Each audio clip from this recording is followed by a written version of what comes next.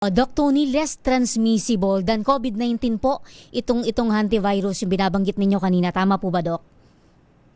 Tama po, maliwanag po yun.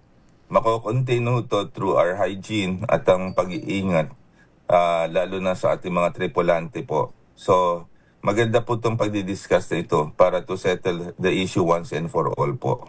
Wala pong dapat ikabahala at hindi dapat mag-cause ito ng panic yung sinasabi nyo po, Doc, kanina. Ang ibig sabihin din ho ba niyan, wala pang pangangailangan para po tayo ay magpatupad ng travel restrictions, hindi ho ba?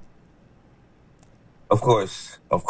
Hindi tayo dapat magkaroon ho ng travel ban or restrictions po. Ang kailangan natin ay pag-iingat at paglilinis ang kailangan natin. Yun ho ang pinaka-importante dito. Ang pinaka-importante sa lahat is preventive health education. So, alamin kung paano ka mahahawa.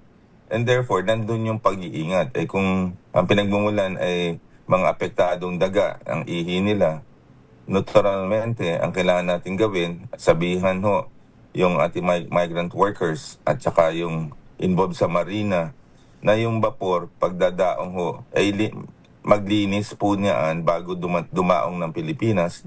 At ang ating mga kababayan ay mag-ingat din sa kanilang mga kwarto at maaari magbota sila kung sakaling they will be working in areas in the ships na maaaring hindi natin affected by rodents or rats po. Yun lang naman.